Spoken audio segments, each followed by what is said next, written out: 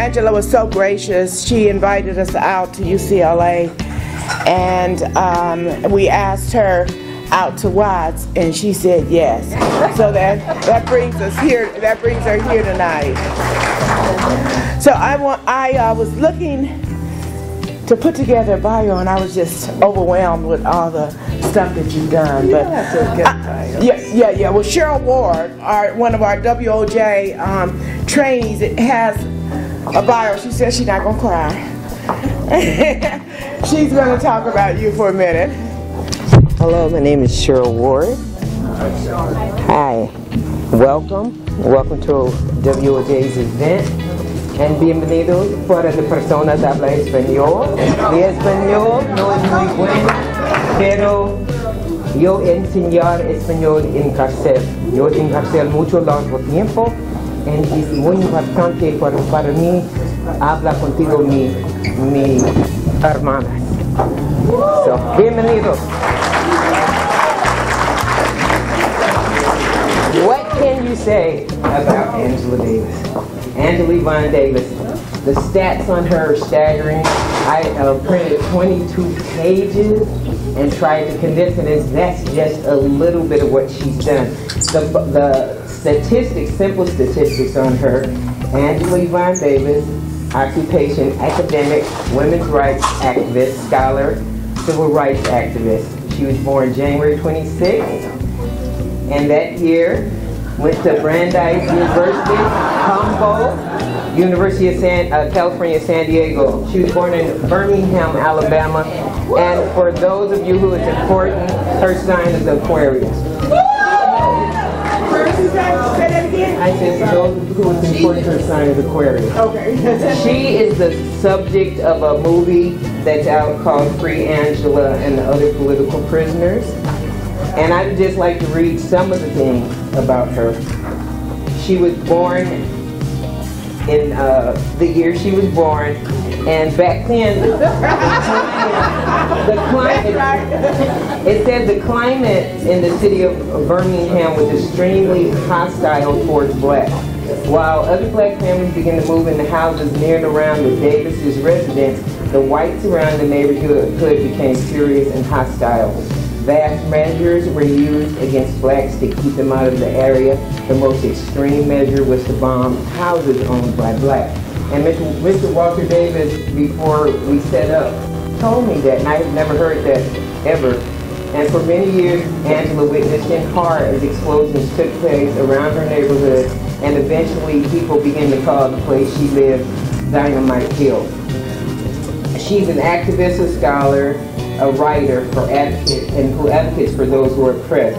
And she knew about racial prejudice growing up from her experiences with discrimination growing up in Alabama. And as a teenager, she organized interracial study groups which were broken up by the police. And she knew several of the young African-American girls killed in the Birmingham church bombing of 1963. Her father was a businessman and a teacher. Her mother was a teacher. She has a brother, Ben Davis, who was a football player for Cleveland Browns and Detroit Lions. She has another brother named Reginald and a sister named Fania Davis Jordan, who she grew up with. And her life, I said that she probably used to go around the house and go protest signs for anything she saw it was wrong and stuff. But it says that her family made sure that she read as many books as she could, and she went out of her way, they went out of their way to get books for her to read, because that's one thing she's heralded as very intelligent, very knowledgeable. She is a philosopher. When she spoke at UCLA, I told my friend, she's like a preacher. She was like, it was almost like she was preaching to us, because her passion for what she has to talk about is so great. And how does one describe her? You all, everybody knows she's been arrested, and she was hated by Ronald Reagan, Herbert Hoover, President Nixon, who was like, good, you caught her and stuff. So, but she came out of it, and how does one describe her and all she has accomplished? Can you choose one word? No, she can't be contained by verbiage. Imagine, and that's what I said about her as a child, but the fact that she studied from the time she was little and she's so intelligent now is nothing but like she's a thinker, and she fell prey and came up in a time when having your own mind was like something wrong. And it's just that she has these thoughts, and we have these thoughts now, but back then when she grew up, you couldn't say what you felt. And that's all it was. And she just fought for people's rights and things. The Rolling Stones made a song about her called Sweetback's Black Angel. Some Italian guy named Virgilio Savana made a song about her and got threatened. John Lennon and Yoko Ono recorded a song about her. A jazz musician named Tom Cochrane recorded a song called Free Angela, Thought and All I've Got to Say. And she has written books, pamphlets, and she has a collection containing essays, writings, and interviews. And the titles of her books: The Meaning of Freedom, Women, Culture, and Politics, Modern Womanhood, Women and Family in England, Princetta, Are Prisons Obsolete, Blues, Legacies, and Black Feminism, Gertrude Moraine, Bessie Smith, and Billie Holiday, Life's Funny Ways, Angela Davis, and Autobiography, If They Come in the Morning, Lectures on Liberation, The Black Family That Ties That Bind. That's a pamphlet she wrote with her sister Fania. Women, Race, and Class, Abolition, Democracy, Beyond Empire, Prisons, and Torture. Beyond the Frame, Women of Color and Visual Representation. Violence Against Women and Ongoing Challenge to Racism. The Angela Davis Reader, which is a collection of her writings, her interviews. But she's like so smart. Yes, she is. She's so smart, and she's like an icon, and you can't. And she's my heroine. Her brilliance, both as far as intelligence and the application she does, and how her light shines, is best described as a many-faceted diamond, because she has all those points and this brilliance about her that shines. And some guy named Garrett Brock Shrapnel hijacked a flight in Flight 2 in 1972, and one of his demands was that they free her. Yeah. So I thought that was real interesting. But Susan Burton told me to say the reason I really admire her.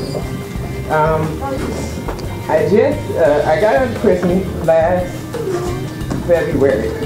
17 years, 6 months, 13 days, and 1 hour from the time I got arrested, August the 8th of 95, till I stepped foot back out the door.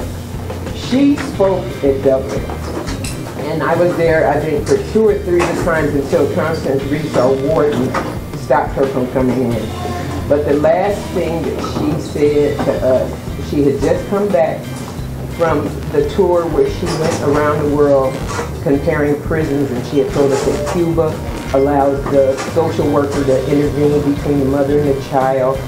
She told us about Colombia, that they have a separate prison for parents, for mothers with children, that they allow the children to live with the mother. And she said that Geronimo Pratt had recently called her and said, "Hey sis, I need to talk." And she said, she talked about that, and she told us, I don't care if you do 5 days, 5 years, 15 years, what you do is when you get out, you have to talk to somebody, and that somebody should be somebody that did time, because nobody's going to understand you. And so that helped me as a foundation to know that, okay, when I get home, I can make it through this, and I'm going home. So when I get home, I have to do something. I'm just not going to sit idly by and watch people keep coming back, things happen to people's children, and just sit by and do nothing. So I've come out and I'm pursuing my education to become the counselor that she talks about, so that when they do come from prison, I'll be there for them to talk to, because I've been there and done that. And I do understand. And I thank her so much for that. And without further ado, the diamond, and not in the rough, but the diamond refined, ladies and gentlemen, Angela Von Dare. All right, Angela. Wow. Thank you so much, Cheryl. That was, that has to be the most beautiful introduction that I can remember. Thank you. I'm really happy to be able to spend this time with you this evening. When Susan invited me to do this event, there was no way I could say no, because you do not say no to Susan Burton. And many of you know that, don't you? And today's been a very interesting day. I spoke at the African American Studies Department commencement early this afternoon, which was held at the Fowler Museum on the campus at UCLA. I just came from an event at the African American Museum that was organized by LA CAN, the Community Action Network, where a number of people received awards, Robin Kelly. And here I am at the Civil Rights Museum. So that's very interesting. I've spoken at 3 museums today. And I think that perhaps it's about time for us to bring museums alive. And so Susan asked me to speak for a few minutes. Well, she said, how long did you say? She disappeared. Okay. You know, maybe I'll speak for about 15 minutes or so, and then we'll have a dialogue. And what I want to emphasize, oh, there you are, Susan. How long did you say I'm supposed to speak? Huh? Oh, 25 minutes? I think it gets longer every time you tell me. First it was 10 minutes, then it was 15, so I swear she said 20 a few minutes ago, and now it's 25.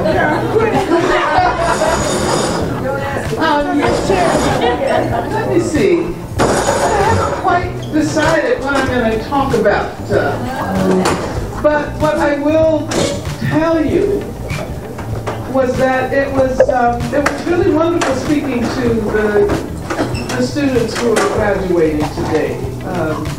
You know, mostly African American students, but other students who are majoring, who have majored in African American studies, and who understand the importance of the Black radical imagination, to understand the importance of the tradition of Black radical struggles. You don't have to be Black to recognize how important it has been for the progressive history of this country to witness and be shaped by the struggles that have been waged by and on behalf of Black people for the last several centuries. And one of the things that I was trying to emphasize in my remarks was that many of them were the first in their families to get university degrees. And that they have to realize that that should not serve as a pretext for conceit and condescension with respect to the members of the communities from whence they came. As a matter of fact, if they learned anything at all during the course of their education, they should have learned how important it is to value knowledge no matter where it is produced. And oftentimes we assume that the only legitimate knowledge is knowledge that gets produced in these institutionalized, professionalized places of learning. I'm talking about colleges and universities. But as a matter of fact, some of the most important insights have come from people who have never had the opportunity to get a formal education.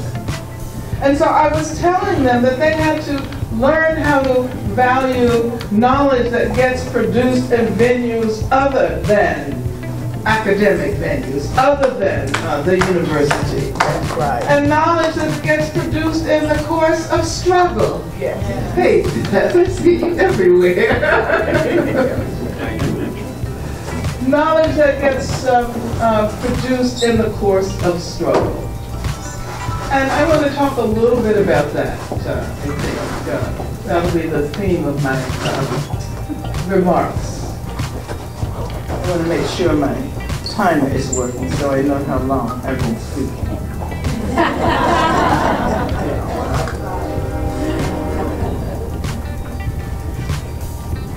A new way of life is one of those places where important knowledge gets produced about the world. And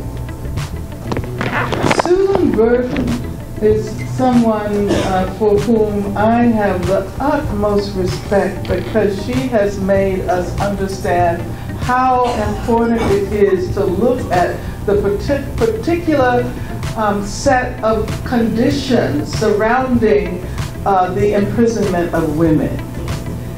And I mention this because oftentimes when we talk about the prison crisis, when we talk about mass incarceration, when we talk about the prison industrial complex, we assume that we're talking about men. Right. And of course it's important to support men who are perhaps the most immediate and visible targets of that system.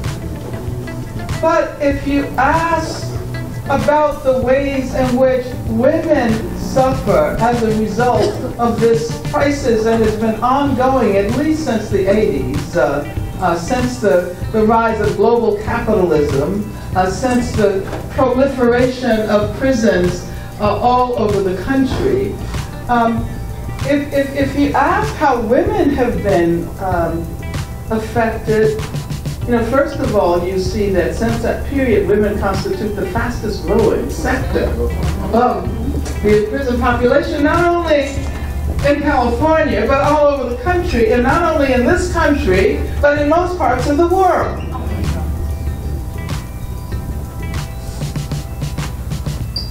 But if you ask who are the people who are most affected by this crisis, go to any men's prison on Houston. So who do you see?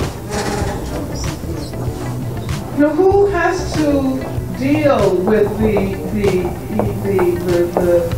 assaults on families that happen as a result of this drive toward mass incarceration, the emergence of this prison industrial complex, which has been primarily fueled by racism.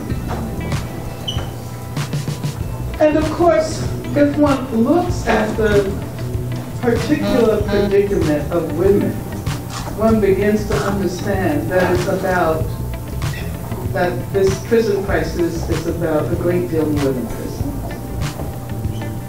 It's about, well, someone's saying it's about money, it's about profit. When one looks at the extent to which private prisons have proliferated, and not only private prisons, but the corporatization of public prisons. A lot of companies are making an enormous amount of money. And this is one of the reasons why it has been so difficult, as hard as many of us have struggled over the last 20 years, to stem the tide of the rising population of people in prison. But I'm also thinking about the violence that prisons produce. And I don't know if we make that connection all the time. I don't know if we make the connection between the reproduction of violence within prison walls and what happens to women primarily at home. We have, you know, when we think about racist violence, when we think about repressive violence, we generally assume that the targets are male. But we forget that women constitute all over the world, not just in this country. Women constitute the targets of violence that have been most harmed, most damaged. And we don't ask ourselves, well, is there a connection between what we call domestic violence, between the violence that happens in intimate relationships, and the violence that happens on the street at the hands of the police, the violence that happens in prisons?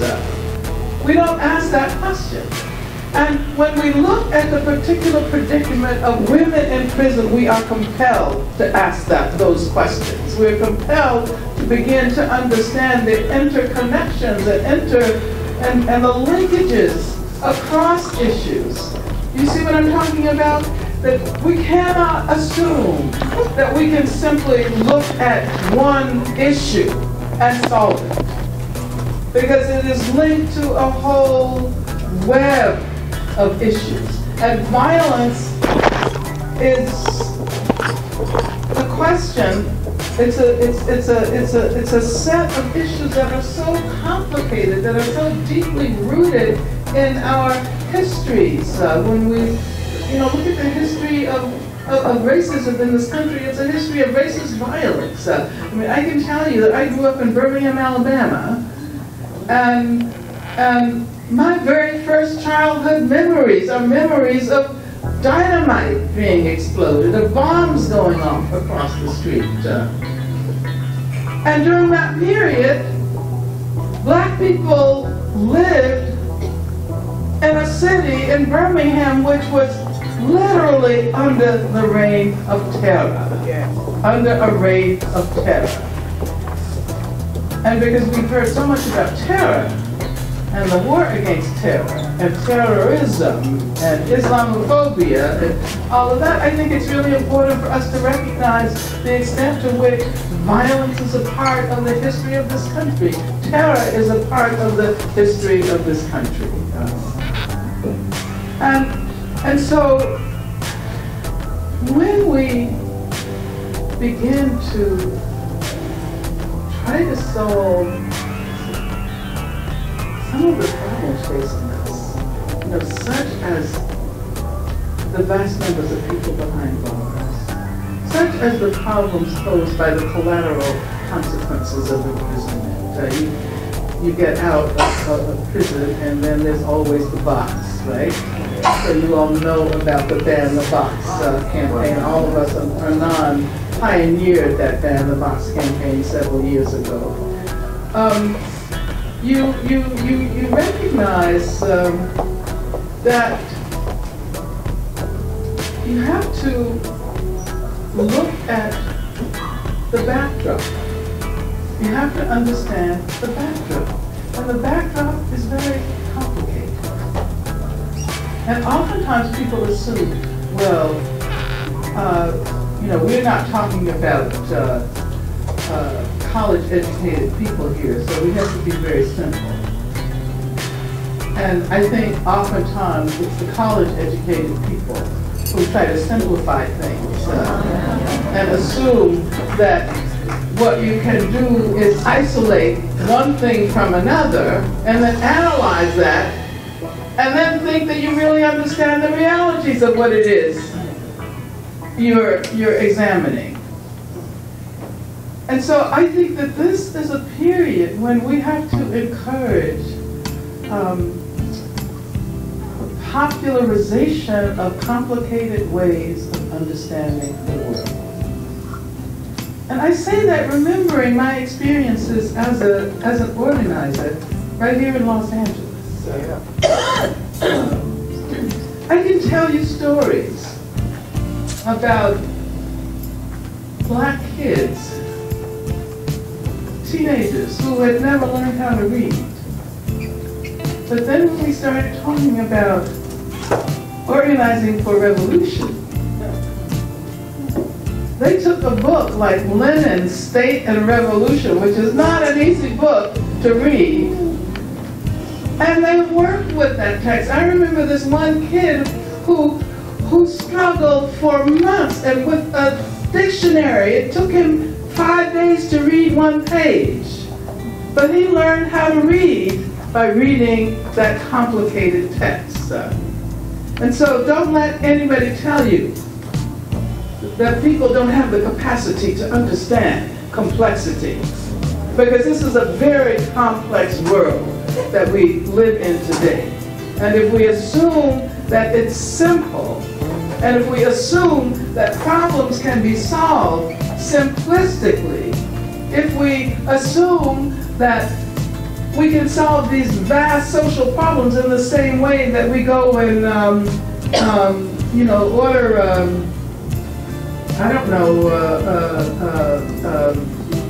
go to McDonald's and, because that's like simplistic food that is very damaging and that kills people, right?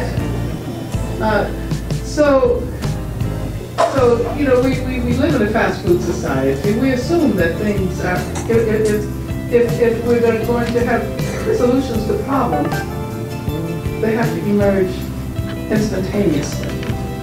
And if not, in the next couple of hours, at least in the next couple of weeks, or at least within a year. That's about the attention span that we are expected to have in this country. But I want to emphasize the importance of thinking about the long run, thinking about the protracted trajectories, thinking about how the work we do today can indeed help to build a better world.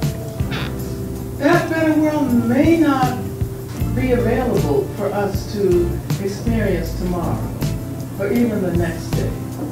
Or some of us may not even be around. Most of us may not be around. None of us may be around. But does that mean that we stop struggling? No. One of the problems in this country is that we have been infected with such individualism, and we can talk about the individualism of neoliberalism, right? Neoliberal capitalism. We have been infected with such individualism that we have difficulty imagining life beyond our own individual existences. And if this had been the case for most of the history of this country, I don't think any of us would be here today. We certainly would be sitting in the Civil Rights Museum here, right? So let's ask ourselves what it means to commit ourselves to struggle for the duration, recognizing that what we achieve may not be experienced immediately. But if you ask yourself, what about Nelson Mandela? And his was a life of struggle. And when he wrote his autobiography, he talked about the fact that the long walk was never over. That no matter how far he walked, no matter how much he assumed that he had achieved, he would always recognize that What he had to do was rest a little bit and stand up and start walking again. And I think this is the nature of freedom. This is the nature of the struggle for freedom. It is an infinite struggle. And I think that a new way of life, just the very concept of a new way of life. I mean, it's a new way of life for women like Cheryl, who have spent many years in prison. And if they do not receive the kind of assistance that Susan Burton and A New Way of Life offers to them, they might very well end up in walking through the revolving door. I mean, that is what the system is designed to do. It is designed to guarantee that once you have been in, you will go back again and again and again.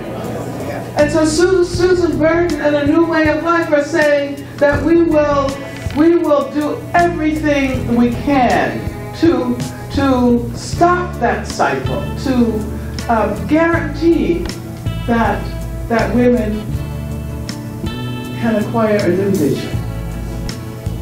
And not only can acquire the material means for building a new life, but can imagine life differently. And not only for themselves, but they can imagine life differently for all of us. Because you see, regardless of whether we are in prison, have been in prison, have ever experienced that, our fates are linked together. And it is not simply about helping poor women who happen to have gotten caught up in the criminal justice system. You know, oftentimes those of us who do this work, we end up replicating the very structures that we think we're challenging when we assume that it is us helping, you know, poor people, poor black people, poor people of color, poor women of color.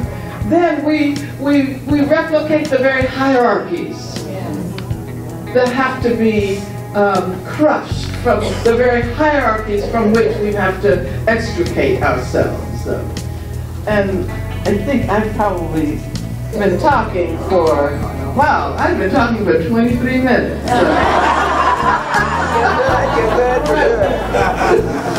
And I feel like I just got started. But anyway, I want to wind up this part of the presentation, and then we can have a wonderful conversation. So let me thank you, Susan. Let me thank you. Thank you so much. She is so inspiring. We're all over the state, all over the country.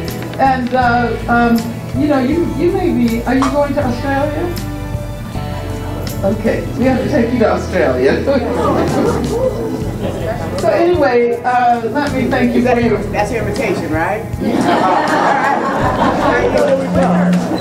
Yeah, I mean, I can tell you a little bit about the organization I work with in Australia that is kind of similar to A New Way of Life.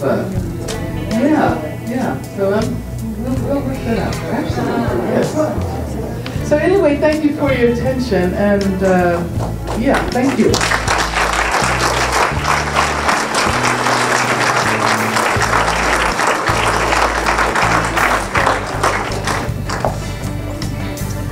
You know, I want to invite the Women Organizing for Justice to ask questions of Angela.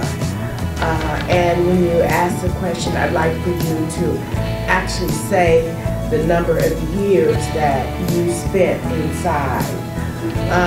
What we're doing here today is we are raising money to go to the Board of Prison Terms in Sacramento, to travel back and forth to there, to show them what has happened with those that's been released and encourage them to release those old and aging prisoners, the women who have been there for 30, 40, 50 years in wheelchairs, on walkers, and we already know about the medical care there, so that's why we're here today. So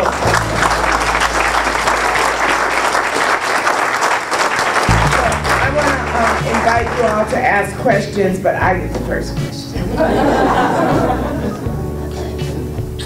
So I recognize the violence of the prison industrial complex.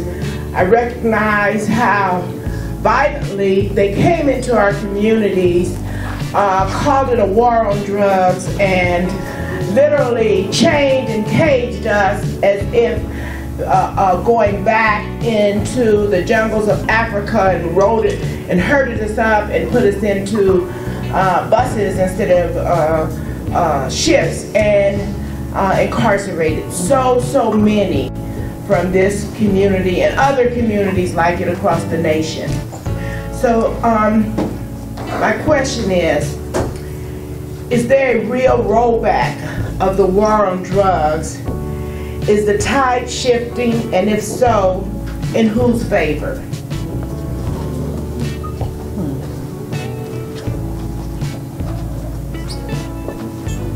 Well, as we all know, and as you know, Susan, the so-called war on drugs was a pretense. Yes.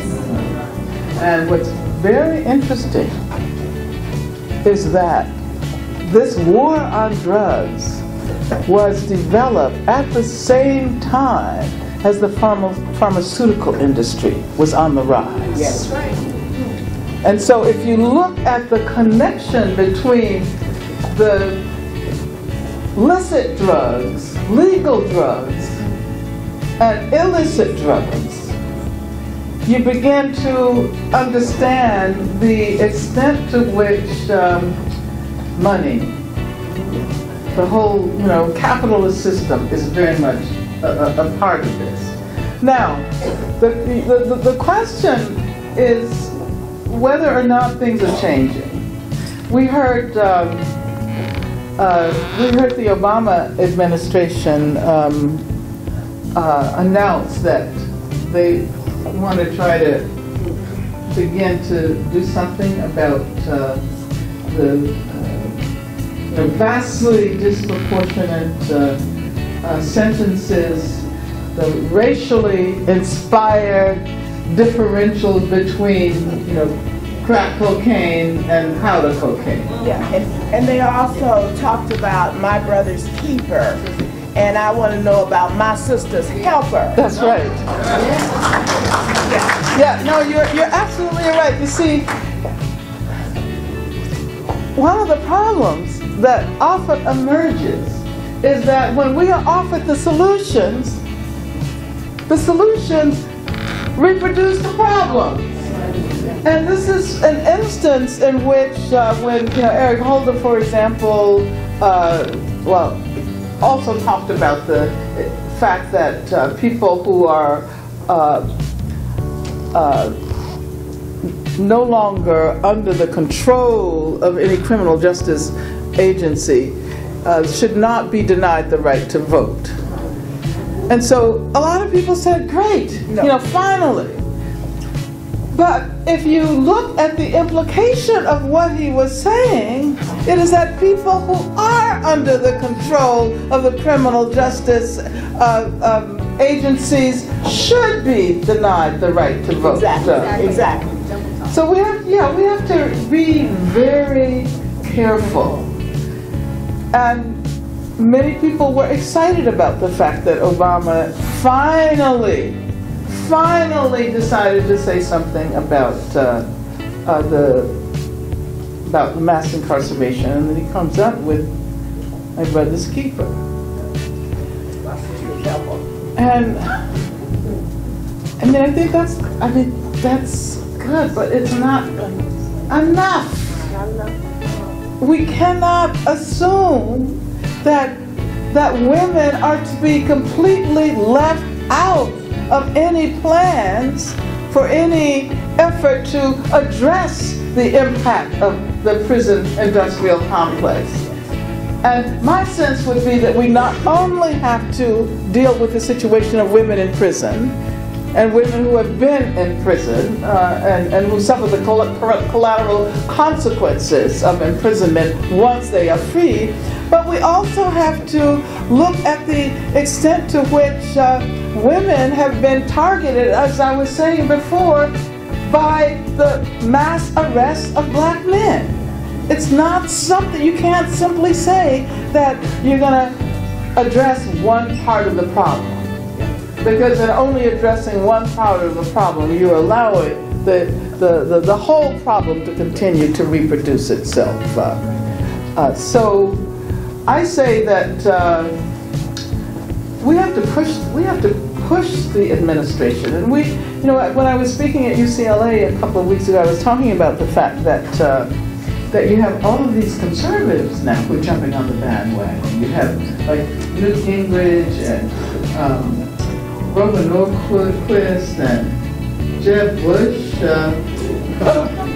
and they have this organization that's called Right on Crime. Right on Crime. I said maybe they're saying right on. And unfortunately, many people are greeting this as an important development. Okay, finally Newt Gingrich has seen the light. Newt Gingrich will never see the light. Newt Gingrich will never see the light.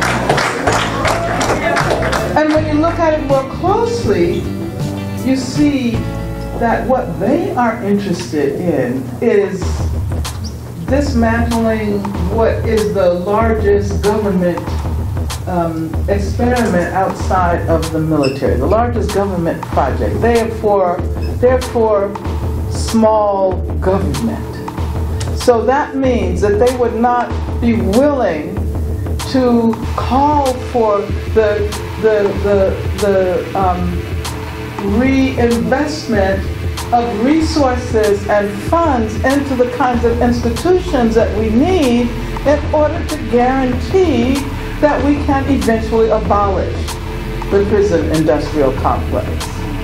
So I guess what I would say is an abolitionist approach really helps us to understand who our friends are and who are the ones who are actually, in appearing to support us, are actually going to call for the reproduction of a whole range of social problems based on racism especially, that will lead us right back where we started.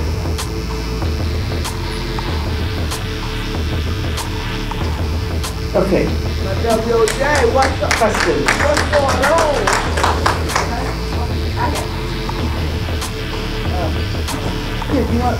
Yeah, I got a big mouth. Hello?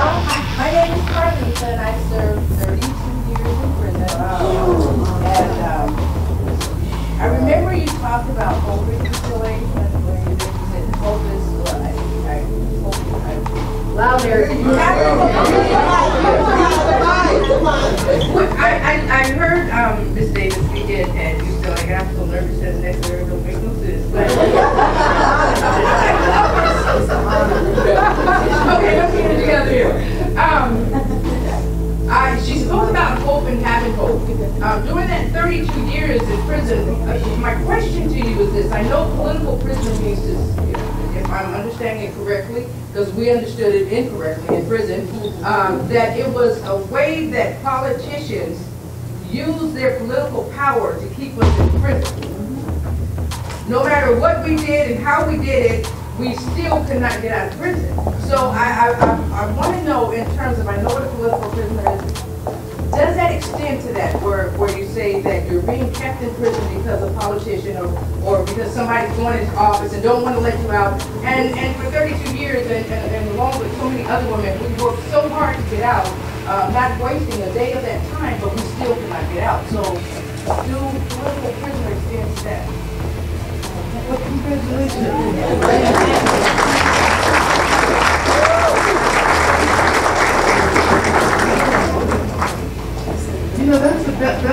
really, really good question. And the debates around political prisoners go back many, many years. As a matter of fact, when I was in jail, and before most of you were born probably, not all of you. When I was in jail in 1970, 1971, 1972, we had a lot of debates about political prisoners. And there were those who argued that political prisoners were people who were in prison because of their political beliefs or political affiliation.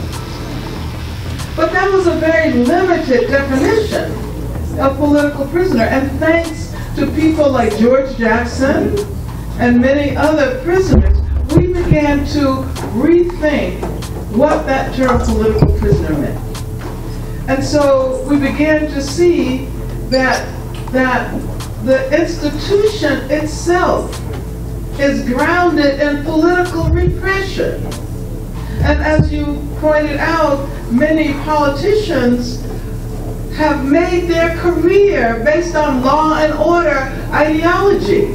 And therefore they have I guess we think about, what's his name, Willie Horton? And some of you may remember the Willie Horton story during the first Bush election campaign.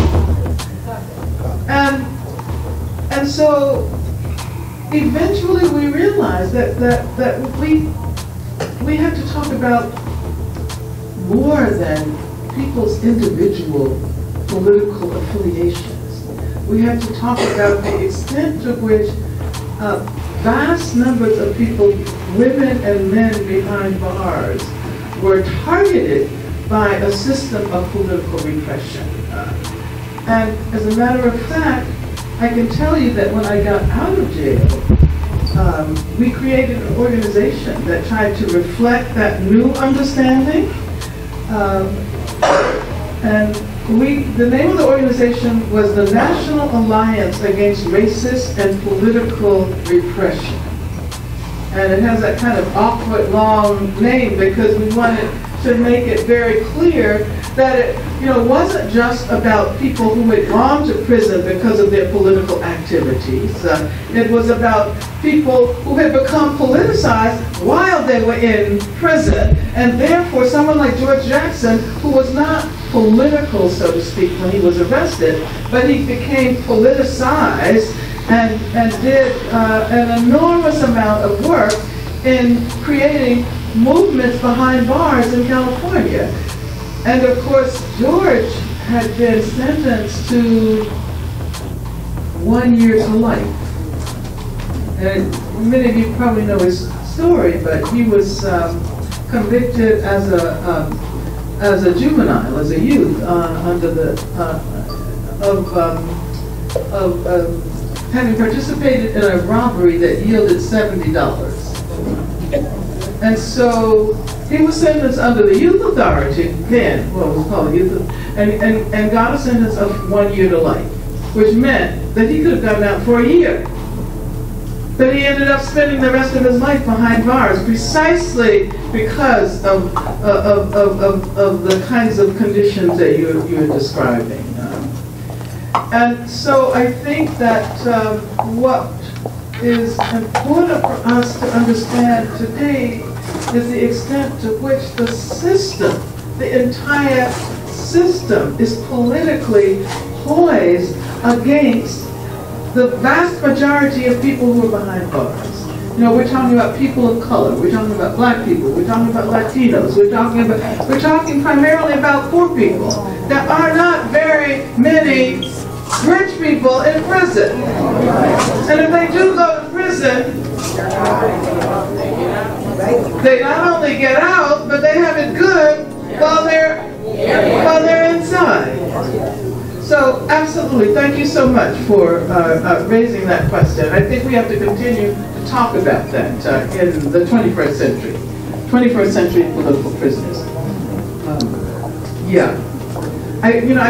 Since you asked that question, I would mention some political prisoners like Mumia Abu-Jamal And I would also mention Assata Shakur, who cannot come home, and who has been targeted. You know Assata Shakur. Everybody knows Assata Shakur? No, not Tupac's mother.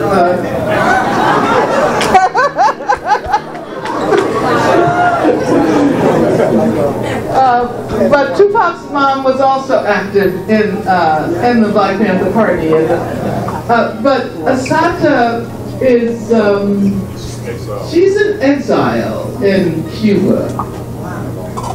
And just about a year ago, almost exactly a year ago, Homeland Security and the FBI designated her to be one of the 10 most wanted terrorists in the world. Now this is a woman, she's like, Assata's 65. She's been living in Cuba since the 1980s. She's made a life there. And, well, don't let me start talking about Assata, because that whole story is, it's just an incredible story, where she was set up by the cops in the first place and represented as a terrorist in the 70s and 80s. She managed to escape from prison. You don't hear about very many escapes, but she did manage to escape, and she made it to Cuba. And so now the U.S. has basically offered any mercenary the opportunity to capture her and bring her back to the U.S. in exchange for $2 million. There is a $2 million reward on her head. So we have to think about those cases as well. So, Louise, I know this is your question. Could you ask it? I can't understand it all here. Yeah. But I know my group. I know my folks. I wanted to ask Angela and everybody here, right? Do you think it's a form of neo-colonialism to call prior sovereign, indigenous descent, national minority, USA citizen, Mexican American, Chicana, Chicano, by any other name that we chose and causes having a Latino theft of identity?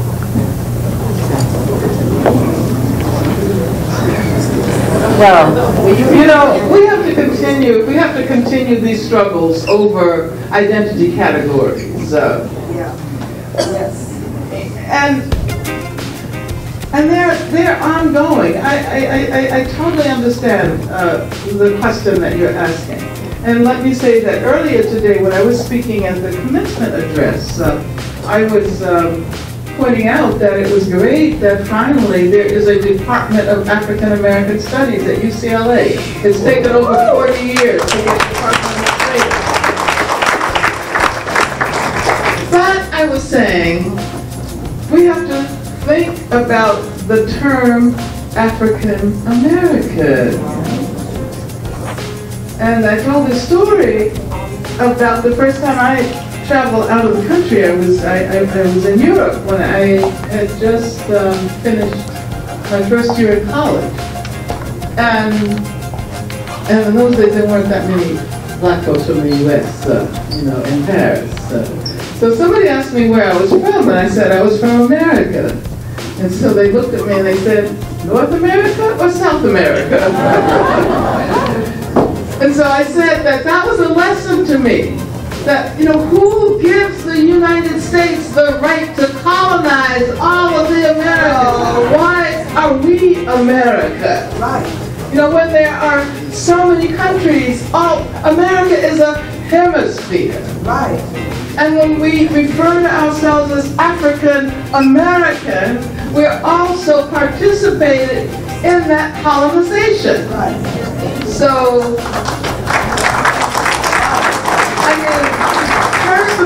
personally, I prefer black. Because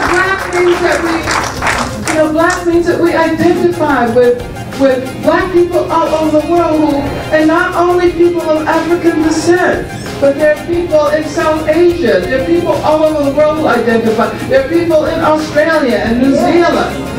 And so for me, black is a political identity. Black is about struggle. It's about struggling for freedom. But anyway, we can still celebrate the African American Studies Department. So we have one more question, and then I want Tiffany.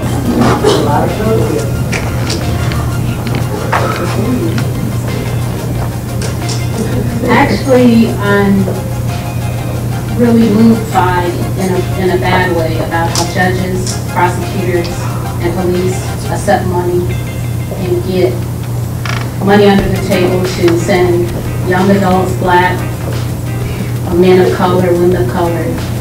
And I'm wondering, what would be the right way on a political issue to contact your congressman or whoever to put a stop or to make them accountable for not only those that have been sent away for rape, certain DNA didn't match, certain prosecutors, judges that are trying to run for office, they want to prove at this time, okay, we're going to lock everybody up to prove I did so much for the community. What can be done to educate people to vote or to get something into action to help hold certain people accountable for things, or people that are in prison for something they didn't do?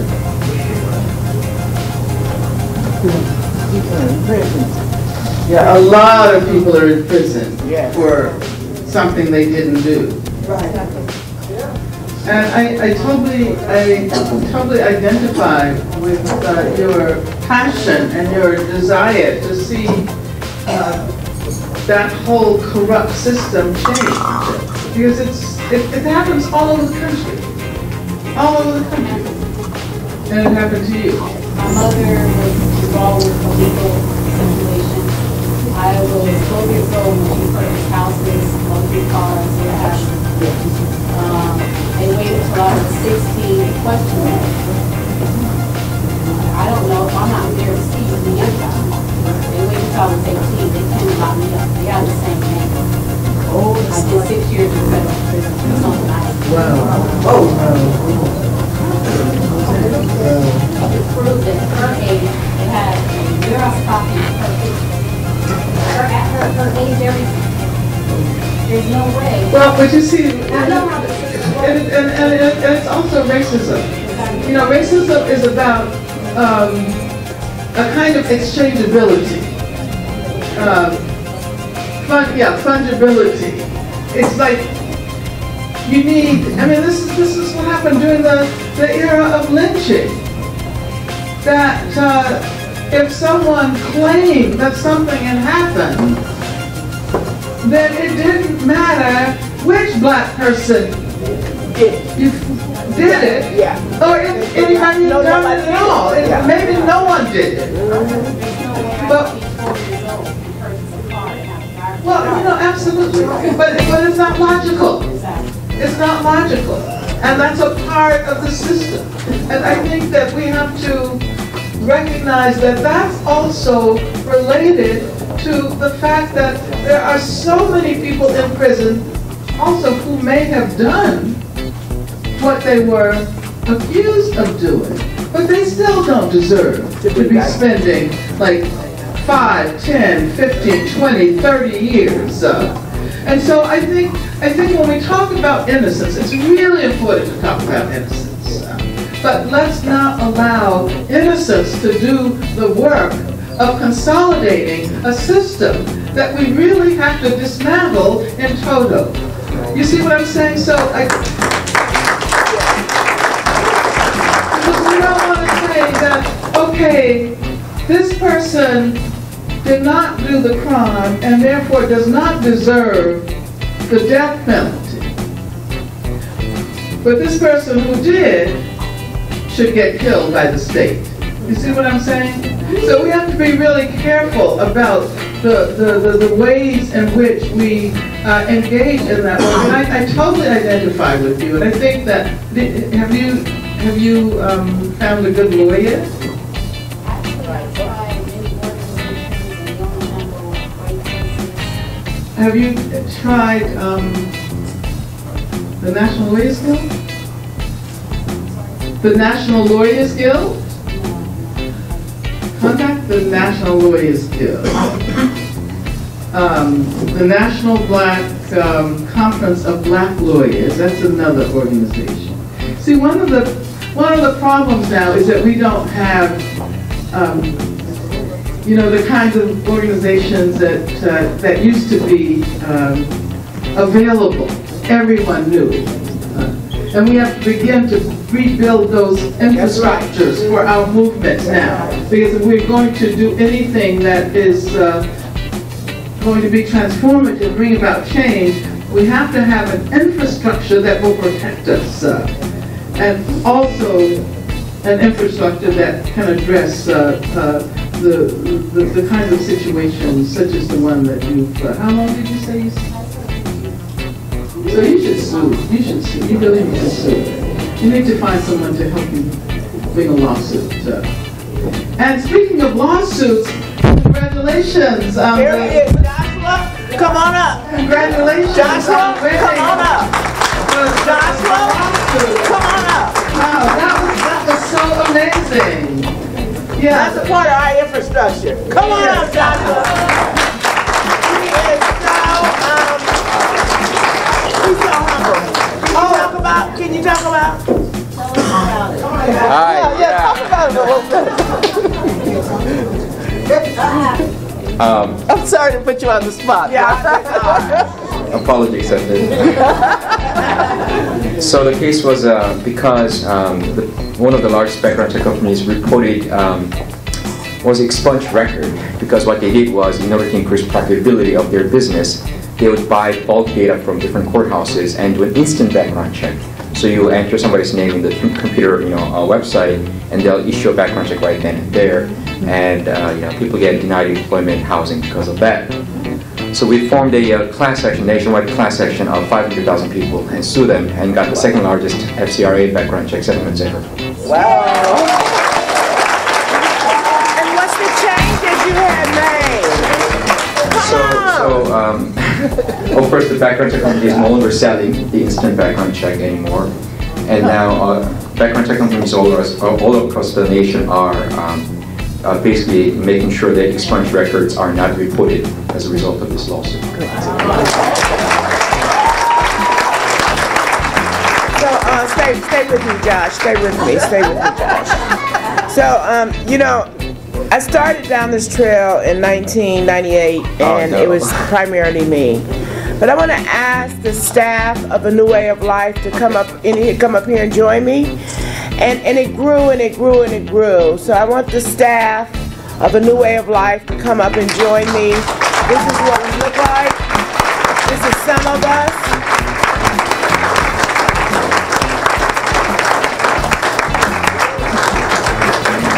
This is some of us. Where's John? He's here, isn't he? John was here. Yeah. Yeah. Come on, Mike.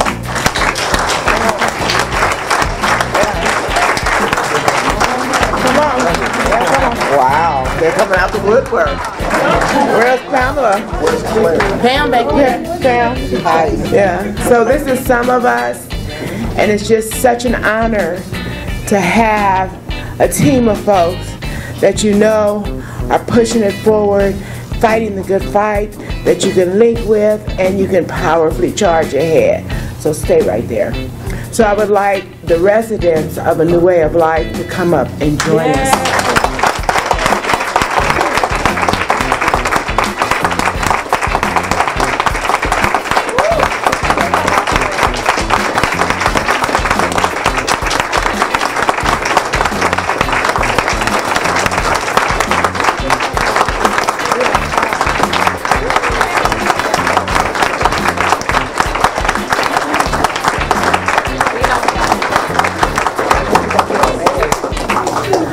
So I would like Women Organizing for Justice, the leadership team, to come up and join us. Woo!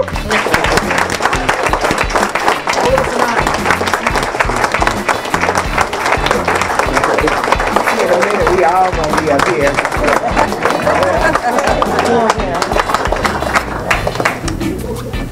Are there all of us and non-members out there? Woo! Woo! All right, come on, Julian. Thomas!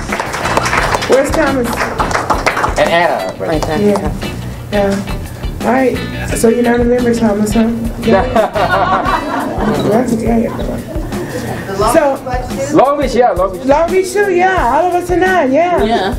So, you know, it started, and it's grown, and it's grown, and it needs to grow some more. There's a lot of work to be done, a lot of myths to be stomped out, a lot of attitudes to be changed, you know, a lot of shift of hearts and minds that has to happen. So it started with one, and I see a whole room full of people here. So I'm going to see and ask, you know, how many of you there will join the fight, join the struggle in some way, shape, form, or fashion. Bring your talents, bring your connection, bring your resources, just bring that we can end what's taken over this country. We can end the prison industrial complex. We can end mass incarceration.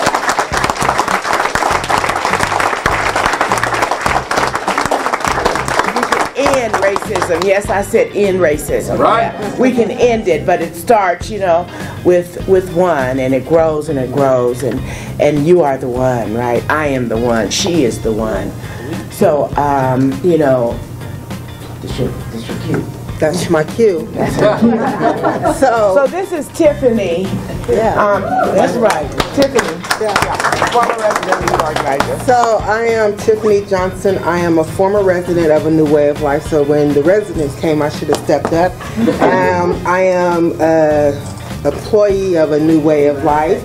I am All of Us Are None organizer for All of Us Are None. And I am also part of Women Organizing for Justice.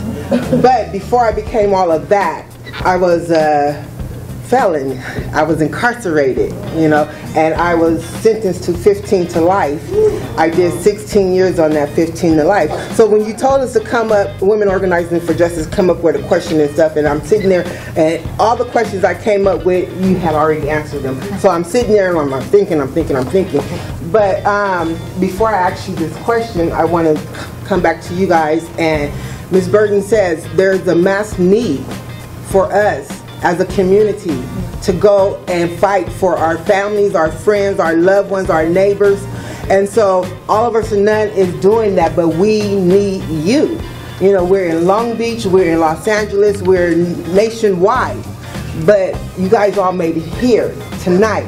So as you came in the door, some of these cards were given to you guys to fill out for contact information. I urge you to fill them out. If you are not already a member of All of Us Are None, and I see some of our members here, but if you're not, please give us your contact information.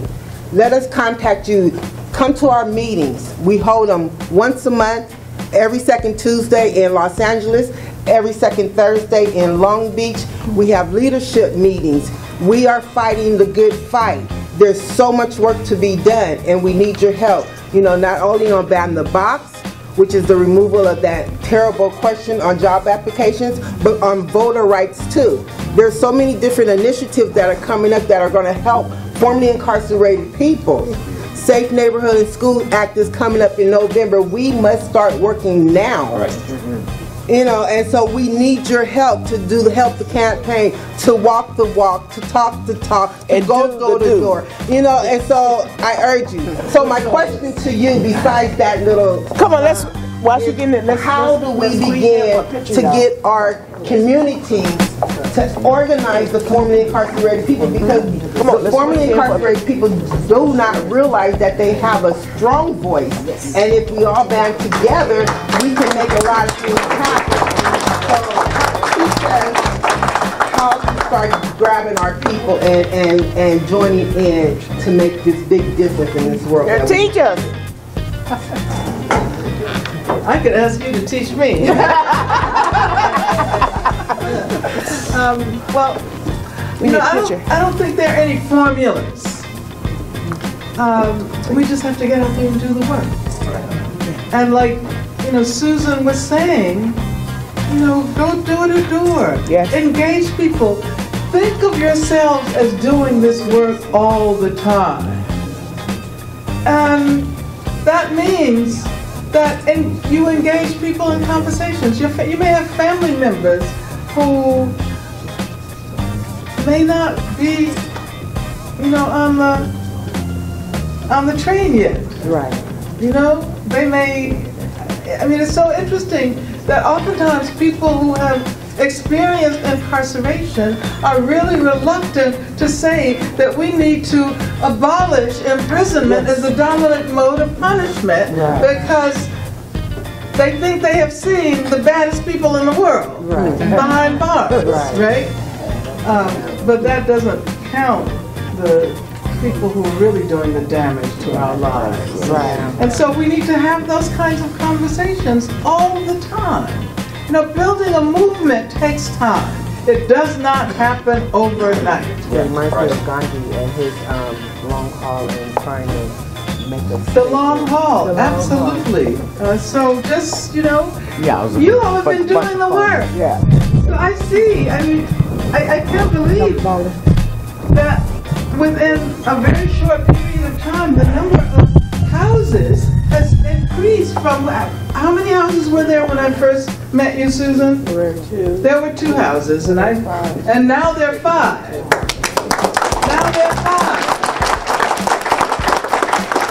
And next year there'll be 10. Yeah. And then we'll go on and on. We need to get them home and keep them home.